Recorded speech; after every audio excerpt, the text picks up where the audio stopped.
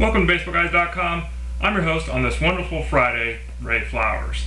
Going to jump right into it today. Obviously got a lot of news to talk about, and the biggest news being the injury to Troy Tulowitzki. Now, he took a pitch off his wrist on Thursday. Initially thought it was nothing major. They were going to give him a little bit of time.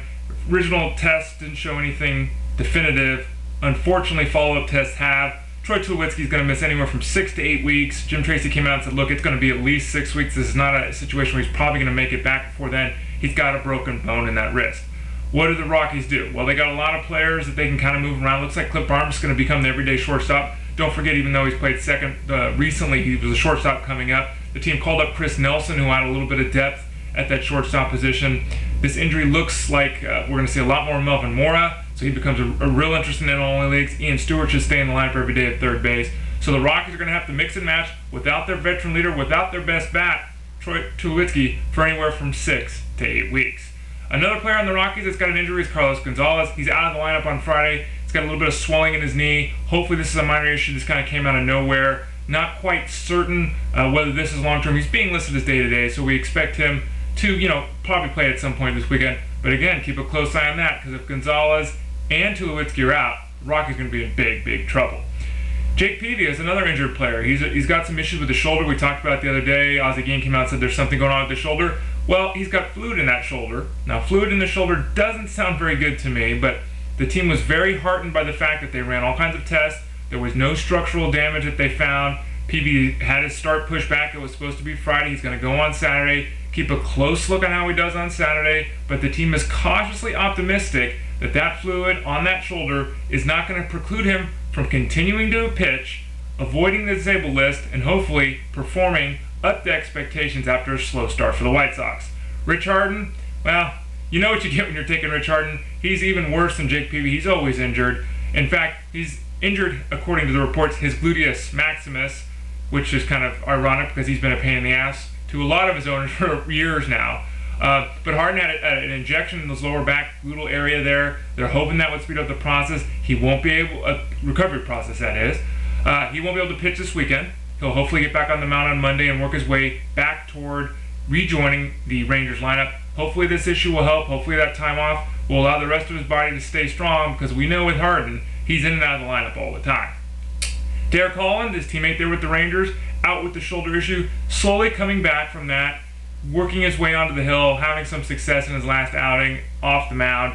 Unfortunately, he tweaked his knee in rehab today. Now, he tweaked his knee earlier in the season, the same knee that he injured today. It's not supposed to be a major situation, but the first time he did this, he missed about a week's time. If you miss a week's time this time around with that knee injury, you got to think that there's a real good chance that we won't be seeing Derek Holland until after the All-Star break. If you're in AL-only leagues, continue to hold on to him, because hopefully he can still provide you some solid value down the stretch. You're just going to have to wait a little bit of time. Mark Reynolds is out of the lineup. He's had a quad injury. It's really slowed him down. His averages continue to plummet. It's a lot closer to the Mendoza line than any of us would like to see. And shockingly, 13 of his last 15 at-bats, 13 of 15, Mark Reynolds has been walking back to the dugout with a strikeout. Hopefully this will allow him to clear his head a little bit. Maybe a day or two off will allow his body to recuperate as well. He's still been providing the powers and the RBIs, but everything else has been a pretty big disappointment for Mr. 30-20 from 2009. Alex Rodriguez is back at third base, another third baseman, kind of going in a little bit of the opposite direction. His hip is improving. There was some thought with interleague play here that he would have to miss some time because he was only able to DH the first couple of days, but he took some work in the field. He will be in the lineup tonight on Friday against the Mets playing third base. Hopefully he'll be able to stay in there. Jorge Posada also got some pretty good news. His injured foot is giving him a little bit of trouble. Joe Girardi came out and said he thought that there would be an opportunity for Posada to play multiple games here in the interleague play. Didn't know if he'd be able to use him on back-to-back days because of that foot, but thinks he's healthy enough to at least contribute and stay in the lineup in a somewhat regular role until the Yankees get back to using the American League's DH when they're back in their own ballpark.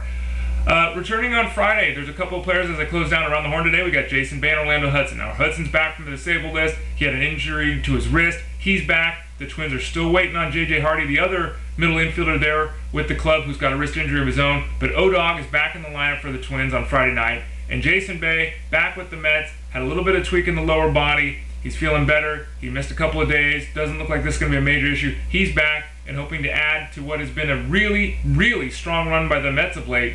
They're a team to contend with once again in the NL East. I'm Ray Flowers.